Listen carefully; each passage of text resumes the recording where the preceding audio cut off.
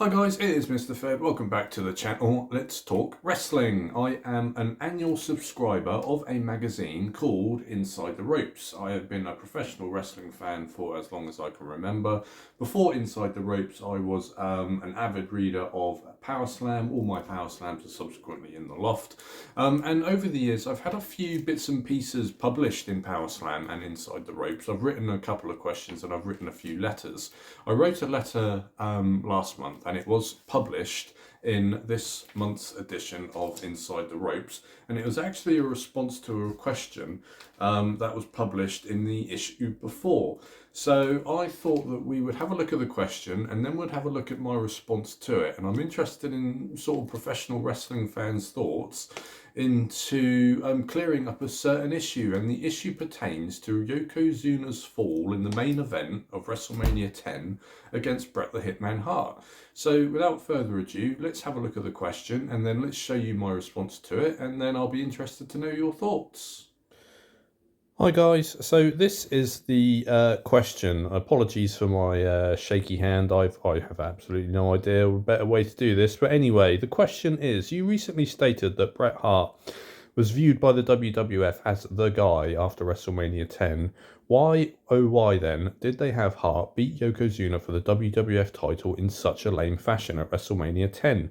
I'll never understand the finish. Yoko lost his balance and fell off the ropes. It was horrendous. Why didn't they have him tap to the sharpshooter, for goodness sake? And Finn Martin, long-time Power Slam editor and contributor to Inside the Ropes, he's put: the finish and installation of Bret Hart's pal Roddy Piper as guest referee of the Yokozuna vs. Hart match at WrestleMania 10 were designed to minimize the damage to outgoing champion Yokozuna, who was set to duel with Lex Luger and The Undertaker on house shows.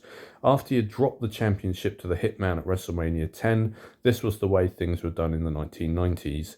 As annoying as it might seem today, if you watch the reaction to the ending of the Yokozuna vs. Hart spectators in the Madison Square Garden on March the 20th, 1994, lapped up the champion's tumble off the middle rope, as risible as it was, and the exhausted challenger's fluky pinfall seconds later. The details of how Hart won were clearly less important than the result itself, but I do take your point. If ever there were a night on which Hart should have won a match cleanly to establish himself as the undisputed star of the show, this was it. The way in which Hart captured the title could not have been more different from Hulk Hogan's powerhouse WWF title win over the Iron Sheik in the same building just over a decade earlier. So let's have a look at my response to that in the next issue. So this is my response, which I wrote to Inside the Ropes, and it was published this month. Yokozuna's WrestleMania fall. In reference to the question in Q&A issue 44 regarding the finish of the Bret Hart vs Yokozuna match at WrestleMania 10, as far as I understood the finish, Yokozuna didn't simply lose his balance on the middle rope. Yokozuna wrestled Lex Luger first, and in the middle of that match, Luger gave Yokozuna a concussion with his metal plate forearm. The fall from Yokozuna was due to the effects of that concussion, hence the storyline was meant to be that Bret Hart wouldn't have won the title without Luger's help, thus kickstarting their post-WrestleMania feud.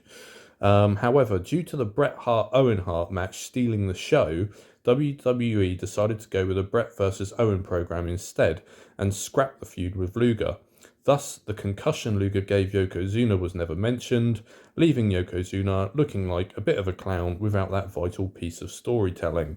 And Inside the Ropes very kindly even gave me a Yokozuna Bret the Hitman Hart graphic. Yokozuna WrestleMania 10 slip against Bret Hart was a result of Lex Luger, according to Mike. So there we have it, guys. That was the question, and I wrote that letter in response to it. I mean, I do remember there was a promo delivered by Jim Cornette after WrestleMania. I think it was like on like Wrestling Challenge or a WWE B show, where Jim Cornette made specific reference to the fact that Yokozuna was suffering a concussion in the match against Bret Hart, specifically as a result of Lex Luger's metal plate forearm. But that was the only time it was ever referenced. Obviously, the Lex Luger Bret Hart feud didn't go anywhere. They went with Hart Owen instead.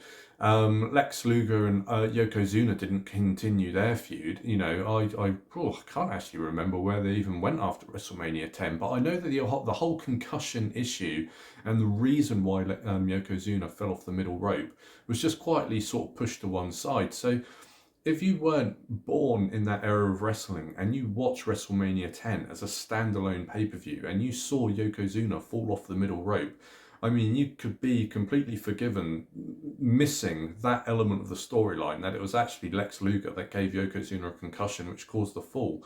But I'm interested to know your thoughts. Am I wrong? I don't know. This is how I remember the story. But I mean, it could. I mean, I think it would be daft if Yokozuna just simply tumbled off the middle rope. But what are your memories of WrestleMania 10? What are your memories of that storyline? What are your memories of Yokozuna falling off the middle rope? Was it because of Lex Luger's metal plate forearm in the match prior, or did Yokozuna simply tumble off the middle rope and Bret Hart got a fluky pin? Let me know in the comments below, and if I have any more wrestle talk or you know, things about wrestling which pique my interest, then we will bring it up in another video, and I'll see you next time.